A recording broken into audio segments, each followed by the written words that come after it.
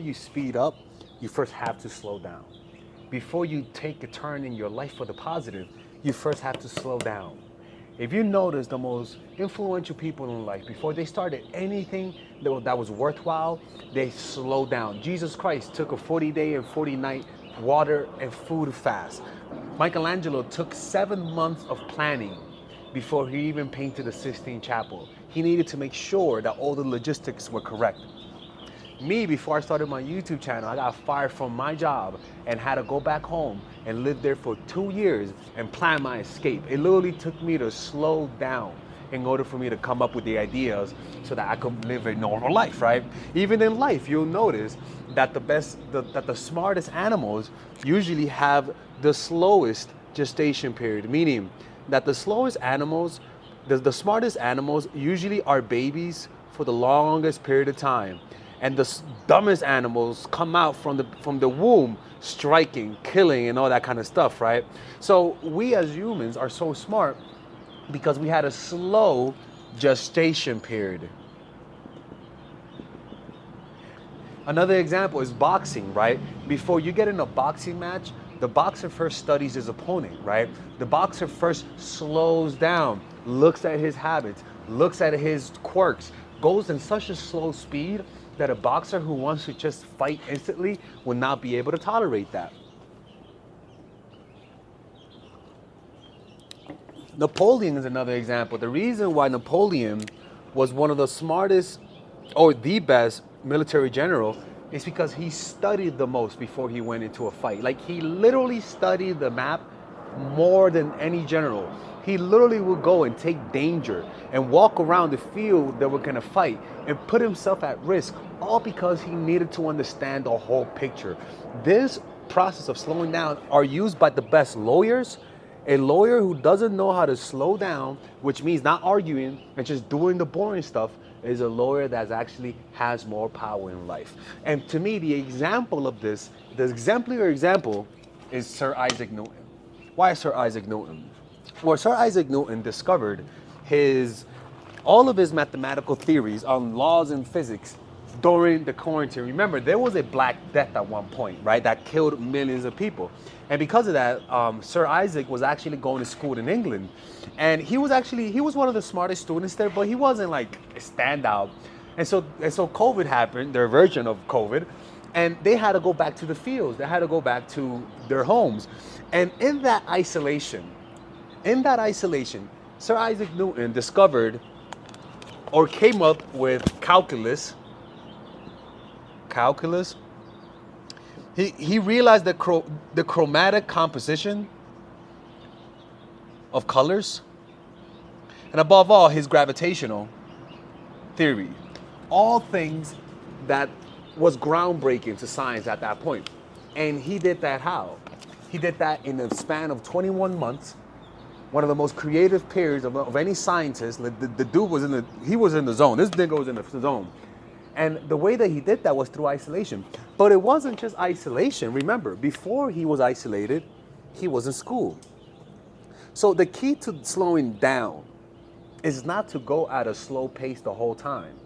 It's to undulate between speed and slowness, between being social and between being isolated, between working with other people and working by yourself. And then choosing moments of isolation that is uncomfortable. You'll notice that Steve Jobs used to lock himself in a room for a whole day in order to come up with creativity. Me, every 1 hour, every morning, I'm always, for 1 hour in the morning, I'm meditating. I slow down. And throughout the day, I have moments when I slow down. For example, I'll slow down in the morning, I slow down in the afternoon, and at night, I'll slow down through meditation. But a person who can't slow down, unfortunately, will develop a lot of mental illnesses. That person will also disassociate from their bodies, right? It's important to know how to slow down. Your untapped potential isn't in speed, but slowing down. For example, look at basketball, right? My favorite basketball player is Larry Bird. And Larry Bird is an example of slowing down. Larry Bird was a player that had his own quirks, but one of the things about him is that he never went full speed. As opposed to my least favorite player of all time, which is Russell Westbrook. I think he's a selfish motherfucker. Russell Westbrook plays only in one speed, and people love him for it. But what is the common thing amongst Russell Westbrook? He has low IQ. Now, what's one of the reasons for his low IQ is the fact that he doesn't know how to slow the fuck down. He is way too impatient and is always looking for the big splash. And this actually puts his team in bad situations, right? So let's talk about why slowing down is so powerful and how you guys can use it, right? So remember, people who don't slow down like Russell Westbrook, in my opinion, right? They reveal lack of wisdom. They show haughtiness and lack of planning. These types of people are very easy to manipulate. This is the example of a man who has a high testosterone and wants to bang every girl that says hi to him. That guy, because he's always on high alert, on 100%, will eventually get manipulated by someone, right? It's being able to. It's like, for example, have you guys seen the show The Wire? Stan, the killer, like the guy who kills a lot of people towards the end, there was this girl trying to seduce him, right? And any guy would have seen a girl trying to hit him up and get some easy poom poom, they would have taken it. But he was different. Marlo was like, he slowed down. He was like, yeah. Then he was like, wait a minute, slow down. He was like, something's off about this girl. She's asking me to meet her by herself. This is too easy. And so he slowed down even further. Before he met up with her, he had his two hitmen like scan the place like a few hours before. So they were there before she was trying to trap him, and they killed him.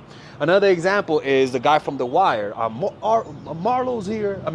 Omar's here, right? Omar. He's a perfect example of being able to slow down. Why? Because when he needed to kill someone, nobody was able to go at a slower pace than him. He would literally stalk his prey for hours and days on end. He wouldn't do nothing. Another example is the guy from Salamanca, the really smart guy. Let me draw him. This guy is another example of being really, really smart because you're able to slow down, right? Everyone knows who he is, right? Yeah, right? That's it, right? And what he does a lot is that he stalks, but above all, he knows how to slow down. And why is he so good? Because he's able to go at a slower pace than everyone else. But then, equally, he's able to reverse that gear, right? Let's draw some gears, people, right? He's able to reverse that gear and go into hyper mode. And the reason why that's important to be able to have those types of gears is because your opponent hopes that you are impatient, right? But when you have multiple gears in your arsenal, you cannot be predicted, right? You just cannot be predicted. And this is what most people fear when fighting people. People who have this ability to turn it on and turn it off, right? For example, Michael Jordan had this habit where he was known as a scorer, right? Michael Jordan averaged 30 points per game, 30.1 points per game. And one of the things that Jordan did a lot is that when he first played you, in the beginning, he would let his teammates shoot a lot, right? Especially to the big man, Bill Cartwright, Bill Laimbeer, Horace Grant. But then towards the fourth quarter, Michael Jordan will gear up, right? And all of a sudden, he starts shooting more. He will slow you down. He will hypnotize you with slowness and then punch you and knock you the fuck out with suddenness and boldness. And so this gear amplifies whatever power you have. You could have skills at a 70, for example, but if you're able to slow down and speed up, slow down and speed up, speed, fast, slow, that will give you, that same 70 will go to an 80 to a 90. It literally is like Kaioken times 10 for life, right? So how do you do that? Well, first of all, let's get a little lower here, right? Can you see me? All right. There you go. There you go. Okay. So in order to slow down, you have to embrace the slow parts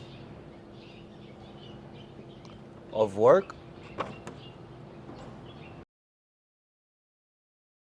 right? So that means sometimes doing research. For example, me, I want to make videos, and sometimes I would have to just do research. And you would say, man, I want to make videos. But some slowing down will allow you to get a better idea. So then when it's time to make a video, the video has more power. The video is more grounded in reality because you planned it more. Remember, the more you plan things out, the better the results are, right? And so an example of that is Renzo from the jiu-jitsu family, the you know, I forgot what's it called. Yeah, the jiu-jitsu family. Anyways, he was known as somebody who actually did yoga, right? He would do yoga. And that was actually one of the most, a lot of people ask themselves, why would he do that? But because slowing down, clearing up your mind, being able to just literally slow down your movement will speed up your ability to react in the moment. It'll give you more clear thinking. You will stop acting out of impatience, out of fear, out of anxiety, right? And so the slowing down process cleared his mind to be able to outsmart his opponents, right? You see that a lot. Another example, you notice people who are addicted, right? People who are, like, look, this is the Salamanca, but now we're going to give him crack, right? Now he's a crackhead, all right? People who have addictions, a lot of the times what gets them to stop doing their addiction, this looks like Hitler now, is really slowing down. What does that mean in this case? Going to AA, slowing down for a few months, slowing down for a few weeks, doing nothing, right? I go to Vipassana meditation retreats, and one of the things that we do is that we actually do silent retreats where we slow down, literally, where you don't do nothing. You don't drink coffee, you don't drink soda, you just eat vegetarian, drink water, you meditate 10 hours a day. And what that does is that when you go back to your normal life, I swear to God, when I would do those retreats, by doing nothing in those 10 days, I do 10 times the work in the next year. Watch my video output. I started doing the 10-day ones last year. I actually do different types, but I started doing those 10-day ones specifically. And you'll notice that my video output quadrupled, like since last year, literally quadrupled. And that's because when you don't do nothing intentionally doing nothing gets you to do more.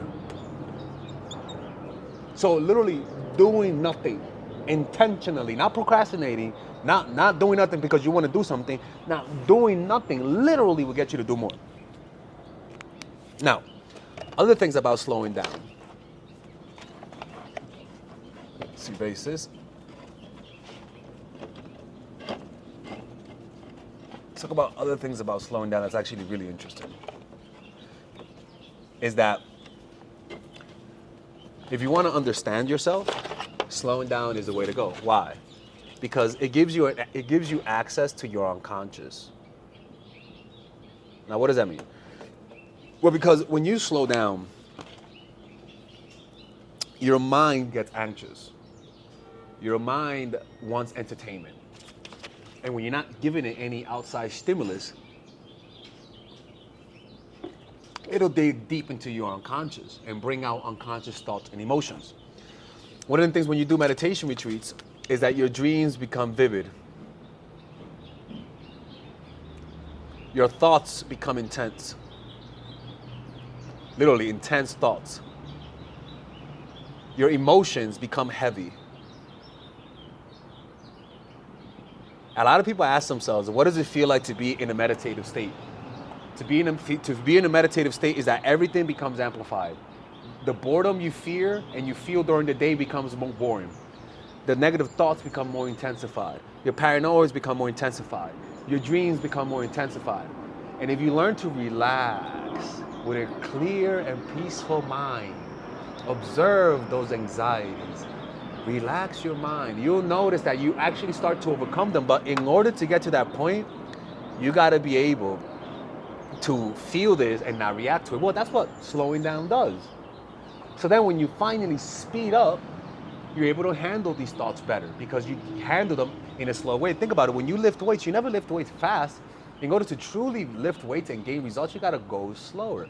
In order to truly feel your emotions and overcome them, you have to feel them slower and allow yourself to be with them slowly, but above all, with a calm and peaceful mind.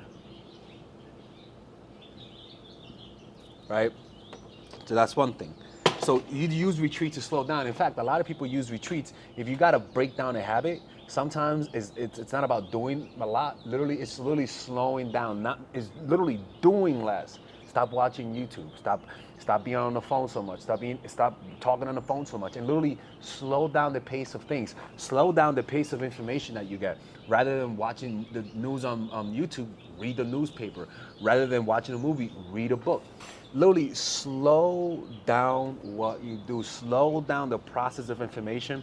Slow down even in movement. In fact, in meditation, when I did Zen Buddhism, one of the things is Zazen. I think Zazen is movement, right? I believe so. Anyway, so one of the things is that when you meditate, you sort of stand up and you walk but slowly. You literally slow down your movement. What you'll notice is that whenever you're anxious, you disassociate from your body. And one of the things that happens when you disassociate is that your movement and reactions are quicker. When you start associating with your body, when you start to actually feel your body, one of the things that happens is that you slow down your movement. The body has one of those things that if you slow down your movement, it'll relax itself.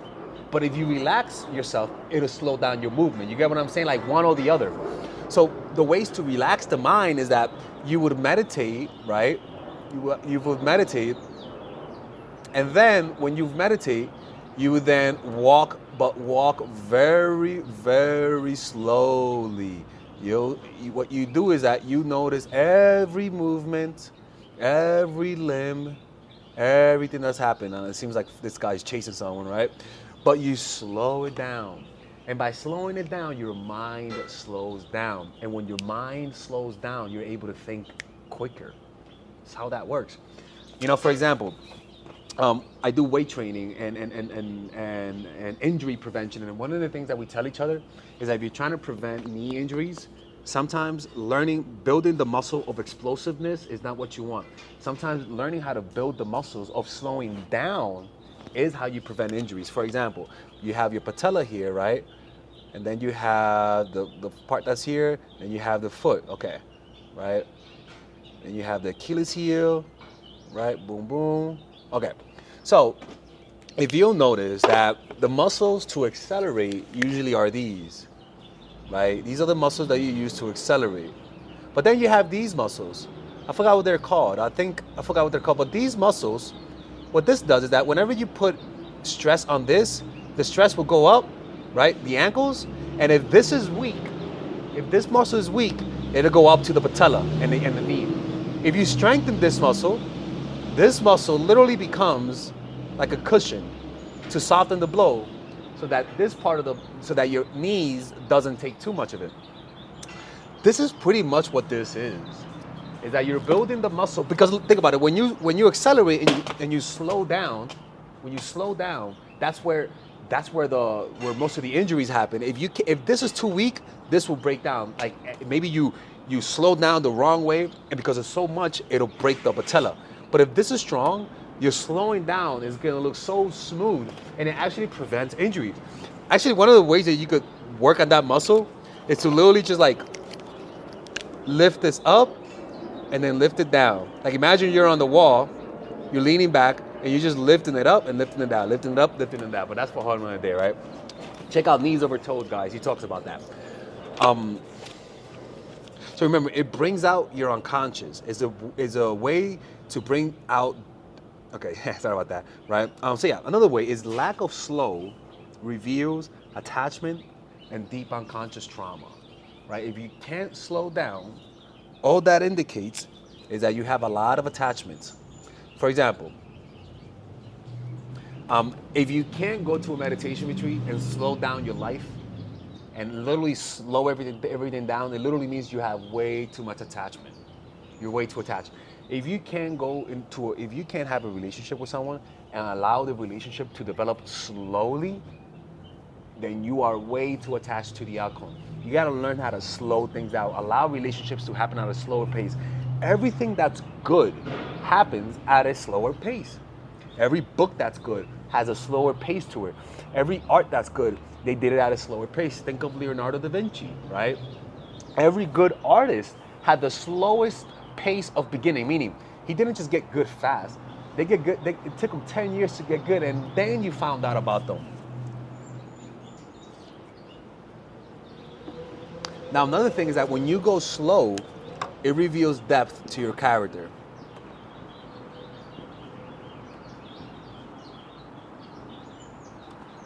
An example is the movie The Equalizer. He was actually a CIA agent with Denzel Washington. Long story short, he was a killer, but he quit. But he wanted to find a new life, so he moved to Italy, right? And in Italy, he was living a completely different life. He was living in Italy, he was working from home, he would go to, and over time, he developed a connection with the Italians. In another movie, he was actually a Home Depot worker, and he developed a connection with the people he was working with. And he fell in love with the people he worked with. He would help the people, and he was able to like go at different pace, from FBI to CIA to living in Italy to being a normal full-time worker. And then he was a taxi driver. That's having the ability to go at different paces. You know, like not just being stuck in one way of doing things. I want to live this type of lifestyle. This shows, when I see that, I see a man who has a lot of character and has a lot of depth. A man who is really interesting, in my opinion, and who has a lot of mental strength. And this is the key. It's like that president from South America, I forgot his name. He lives in a very poor area, drives a very poor car, and people admire him for that. Well, the reason why people admire that is because he obviously he has power, but chooses to live a more low-key life. In other words, more slow pace. People admire people who do that. They really do. It's truly a beautiful thing, right?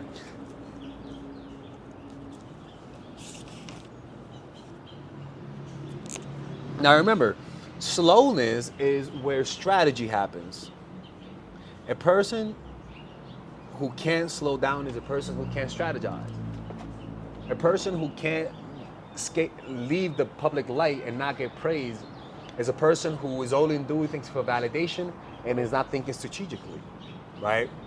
Another thing is that when you slow down, you control the cars. What does that mean? In a relationship, you being the slowest one has more leverage. The person who wants the relationship most is usually the one that wants to speed it up the most. In negotiation, the person that wants to speed up negotiation is usually the one with the least leverage. Honest to God, if slowness is not a reason to procrastinate, but it's a reason to think deeper. You know. Now, I could tell you this, but you won't fully understand it. Why? Because to understand this is not a philosophical or mental type of exercise. To understand this is all about developing one thing, and that's developing patience. Patience and love of process. And then above all, you're not inspired by money, praise, or competition. Any of these things will cause you to speed up. Remember, Leonardo da Vinci was able to go slow because he was in it to learn. He was able to paint slow paintings because his paintings were not meant for money. His paintings was because he wanted to understand nature itself. Like, he was doing it as an experiment. For example, if he wanted to understand a certain aspect of light, he'll paint a painting so that he could study that light through that painting, right? So if you're doing it for money, you're always going to take the money route. If you're doing it for praise, You're never going to be patient enough to slow down because you'll be in such a need for validation that 1 second of no validation is painful. You'll never love the process because you realize that the process is long and arduous and requires a lot of thinking and forethought. As you can see, we even see this in nature itself, right? The slowing down process happens everywhere. In religions, Jesus. In nature, you sleep. In nature, there's nighttime. In nature, there's hibernation. In smart animals, there's slow gestation period. You see that everywhere. And if you're not learning from nature, if you're not reflecting nature in your behavior, you're pretty much doomed for failure, right? You got to reflect nature. You got to have moments of light and moments of darkness. You got to be able to go slow, but go fast as well. In fact, in Chinese strategy, Sun Tzu, there's a strategy called slow, slow, quick, quick, where you lure them into sleep through being slow, through being arduous. You lure them into impatience through your slowness, like a woman seducing a guy. You go slow. And then once their guard goes down, once they don't think you're gonna take action, you act with speed and suddenness and boldness. And that speed and suddenness and boldness and quick shift in speed catches people by surprise. It's actually what Mao Zedong did. Not Mao Zedong, was it Mao? The guy who banged everyone in the world, the Chinese guy. I forgot his name, but that's what he did a lot. A lot of the greatest military strategies use this strategy. In fact, in boxing, you see that a lot. A perfect example of that is Floyd Mayweather. Ironically, that's a strategy of power where you have presence and absence, where you are, if you're part of a group, literally removing yourself from the group and not being there as often makes people want to see you more. But if you're always there, meaning always fast, eventually people are going to say, yo, can this nigga just go home? But if you undulate between slow and fast, being present and being absent, you can see how that brings power to you. This also works with being a leader, right? Or even in love, or even in friendships, or even when you are trying to come up with ideas, sometimes slowing down and thinking of a completely different problem, which you might say, oh, it's wasting time, I gotta solve the problem. Or even playing video games. Studies show that if you're thinking hard and then you play video games, your thinking gets sharper. That is another link of how slowing down, it's really about sometimes you don't have to move to do a lot. Sometimes doing less intentionally will cause you to do more, right? Presence, absence, slow, fast. Or even if you're an athlete, doing other sports prevents injuries. Literally, doing other sports not only prevents injuries, but also improves your other sport. But doing the other sport might seem like you're slowing down. In fact, kids who do more sports as children, who diversify their experiences in sports, end up being better athletes when they're young, as opposed to the logical thing, which means let them do one sport their whole lives and they'll be better. Actually, studies show that they actually perform less over their lifetime. Going slow at first and allowing things to speed up and gain unstoppable momentum is pretty much how you do it.